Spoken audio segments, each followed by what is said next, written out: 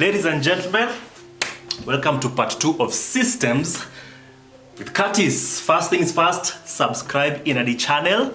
Like, comment, share, talk about it. I like the conversation that this thing that I'm sharing had in our last video.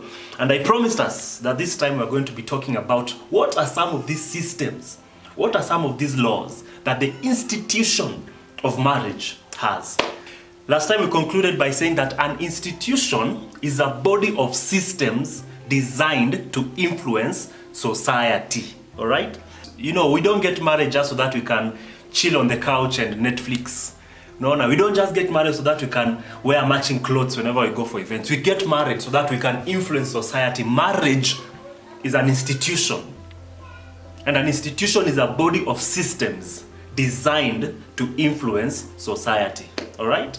So, this week we're going to be talking about what are some of the systems and laws that are embedded in marriage and how can we manipulate, how can we take advantage of those systems and apply them for the benefit of marriage. Because for me, I believe that marriage was designed for the benefit of man to the glory of God. All right? Marriage was designed for the benefit of man to the glory of God. As Christians usually say that marriage is supposed to make us holy. So when you get holy, who benefits? It's not God. God is already holy. All right? When you get holy, when you become holy, it is you that benefits. Because when you become holy, you are no longer under the control of sin. You are no longer under the control of depression and fear and selfishness and all these things that plague the human mind. So when we become holy, and marriage is designed to make us holy, it is for our benefit, to the glory of God. So here's the thing about systems. Systems mean nothing unless a human being expresses it. Actually, let me break it down. Laws mean nothing unless a human being expresses it. Now, I hope we remember how the structure goes. You have a bunch of laws that create a system. You have a bunch of systems that create an institution. So when you look at laws, laws mean nothing unless there's a human being to express it. For example, love is a law. Now, do you know that love means nothing unless there's a human being to express it? We can talk about love the entire day, but unless a human being comes and expresses that love, then it means nothing. Mercy is another law. Unless a human being comes and expresses mercy to you, then it means nothing. Authority is another law. Unless there's a human being who comes and expresses authority, then authority is just another thing that we talk about. Marriage is exactly the same way. Unless you take a man and a woman and you join them together, marriage finds no expression. Marriage only gets expressed when the two individuals come together to express it. Remove the individual and marriage is just another concept. So that means that systems and laws mean nothing unless a human element is introduced, unless a human being comes into the picture. All right? Now, God has this thing whereby He infuses systems within men. And then He calls now when I say men, I'm not talking about the male gender. I'm using the biblical lingo. Men simply means human beings, all right? So God infuses systems within men or within human beings. And then He calls every other human being to come and benefit from that system by how they relate to the carrier of the system. Let me give you an example. The system for long life has been infused within your parents. That's why we are told, honor your father and mother, that you may live long. All right? So within your parents, there's a system that causes the children to live long. But the children have to relate with their parents in a specific way, through honor. So as you honor your parents, the system within your parents that favors long life begins to find expression in you. And when God talks about long life, He's not just talking about the quantity of your life. He's talking about the quality of life. So when you learn to honor your parents, the quality of your life begins to express itself in a positive life. All right? In a positive light, sorry. Now the Bible teaches us that masters need to relate well with their servants. Because within the servant, there's a divine system. All right? God has established a divine system within servants. So as a master, when you handle your servant well, you're not just handling him, you're handling the divine system that God has infused with them. All right? So the system that they carry as servants begin to work in your favor because of how you're handling them. And the vice versa is true. The Bible also teaches servants to handle their masters well, because the master, there's a divine system within the master. So as a servant, when you handle your master well, you're able to benefit from the divine system that they carry. All right? Because remember, both when Christ walked on earth, Jesus did not just walk as a master. He also walked as a servant, which means that both the servant and both the master carry divine systems within them. All right? That's why the Bible teaches us that relate with your servants well. Relate with your masters well. Because within these people carry divine systems. Got it? There's a story that usually fascinates me, and this is the story of Elijah, the prophet who decided that it's not going to rain. So Elijah decides, it's not going to rain. He gives a prophecy of sorts. So it's not going to rain. So, of course, famine hits the land. So God tells him, go to a certain house. There's a widow there. That widow is going to feed you. So Elijah goes, finds this widow. Now, this is the interesting thing. He finds this widow. This widow did not even have enough food. Her food was limited. But Elijah goes there, finds this widow, tells this widow, manze, so you give us whatever little you have, we eat.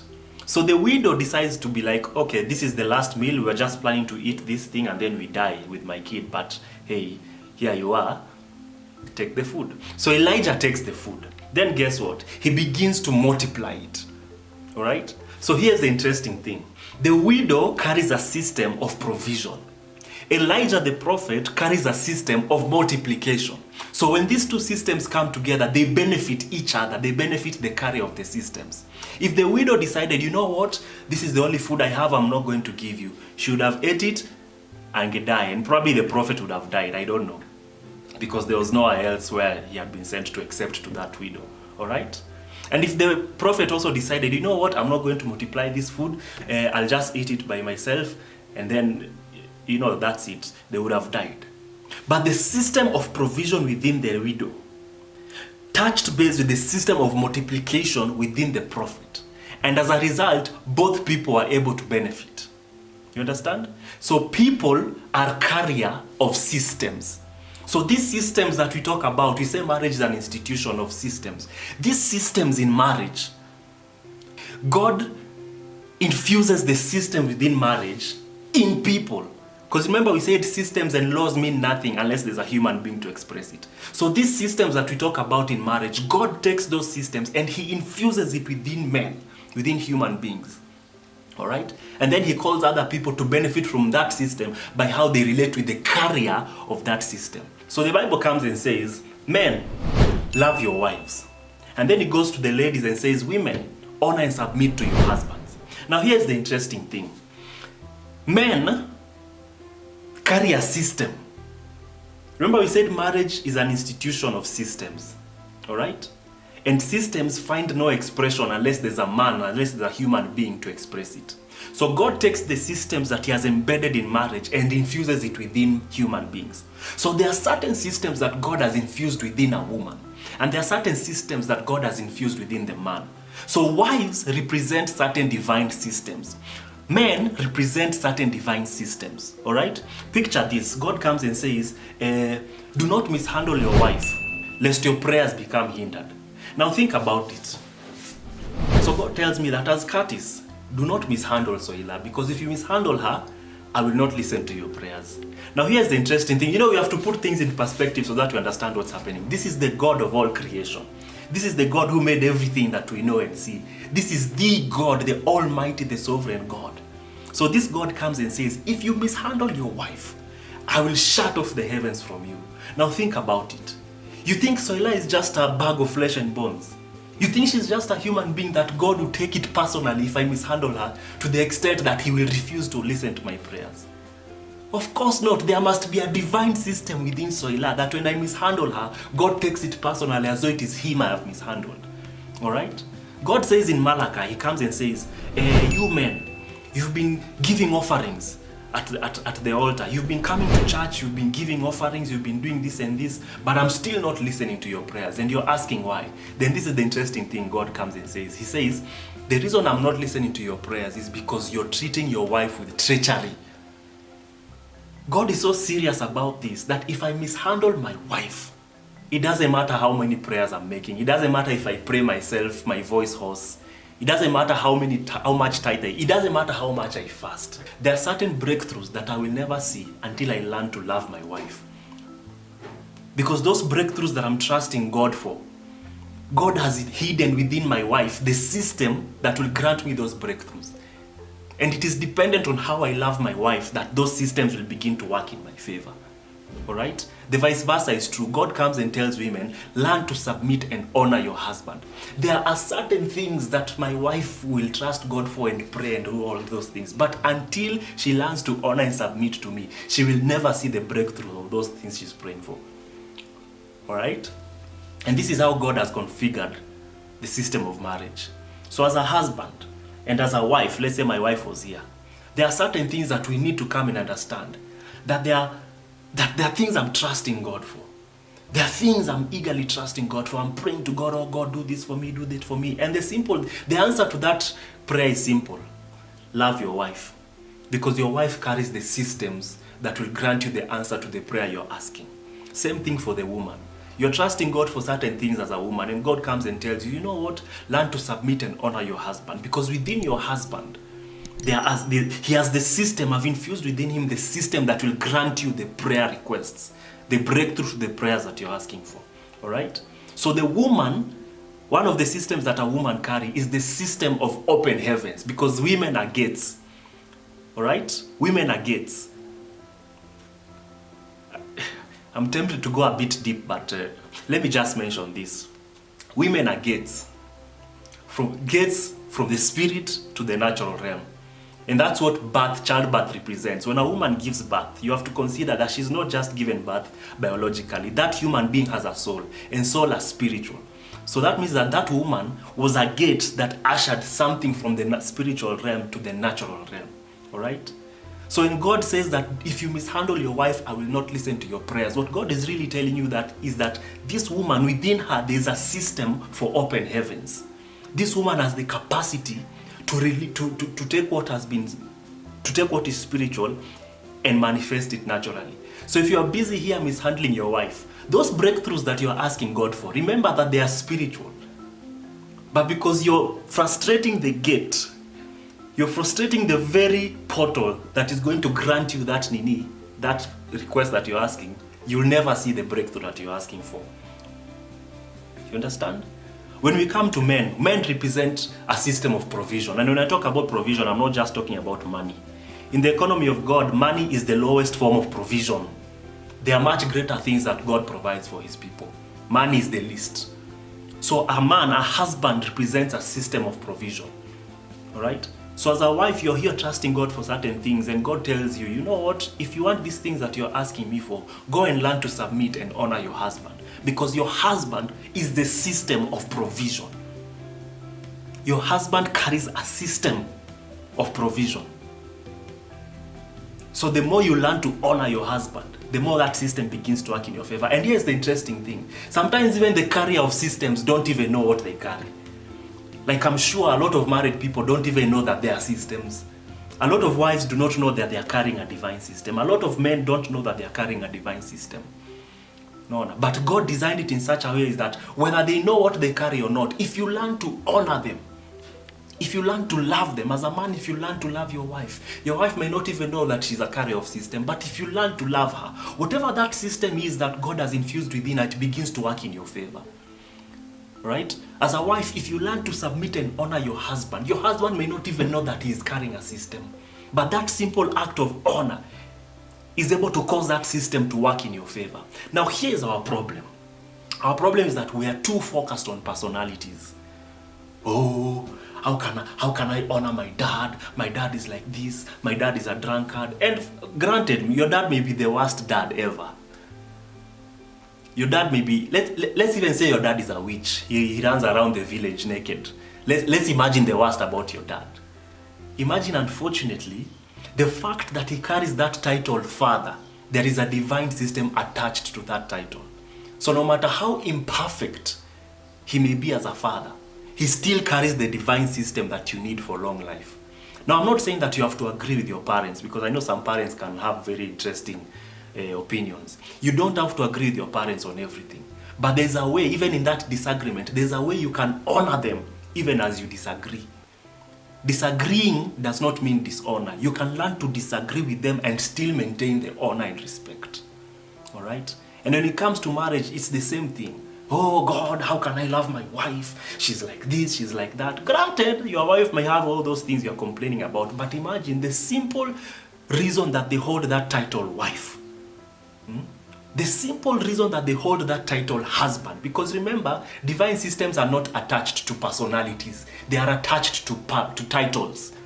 That's why I gave you the example of master, servant. Those are titles. All right?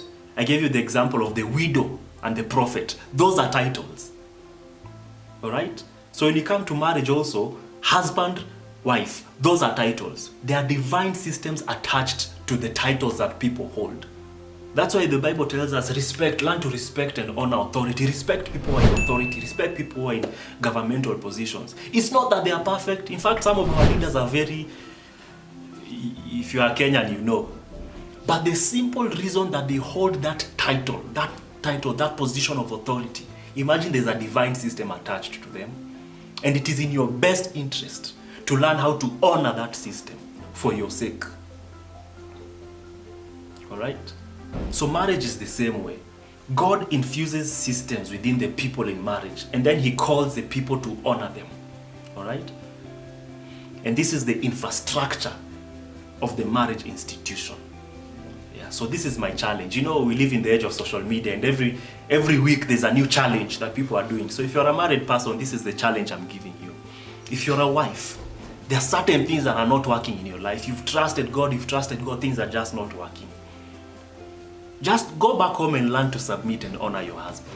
Now, I'm not saying that, oh, this will be the solution to all your problems. That would be naive. But could it be that this honor thing is what is messing you up? As a husband, your business is just not working. There are certain things you want God to do for you, things are just not working. How about you go home and learn to love your wife? And then we see. Just try. No. I'm not saying that, oh, the moment you love your wife, everything will be okay. But could it be that some of those things that are not working is dependent on you applying that system? So this is what I want you guys to understand. Human beings are carriers of systems. Even children are carriers of systems. Think about this. Jesus comes and says that whoever mishandles these little ones, it will be better for them to be thrown in the sea, to be tied a noose on the neck and be thrown in the sea. As in, think about it. What is it that this child carries that is so precious and personal to God, that if I mishandle this child, the consequence is so serious, it will be better for me to be thrown in the sea with a noose tied over my neck. It means that there's a divine system that this child carries, that if I mishandle him, God takes it personally as though it is him I am mishandling. Do not be caught up by the faulty personality that people have. Do not be caught up by how faulty characters people have. Do not be caught up on the weaknesses that people have. Understand that as long as they hold a certain title, parent, child, husband, wife, master, servant, and so forth, as long as they carry that certain title, there's a divine system attached to that title. And it is in your best interest to learn how to relate to the personality so that you access the benefits that the system they carry has for you. Next week, we're going to be discussing something very interesting. Should I give a hint or not? If you are this kind of people who like interfering with married people, you like getting into entanglements with married folk, I have something for you next week. Cheers.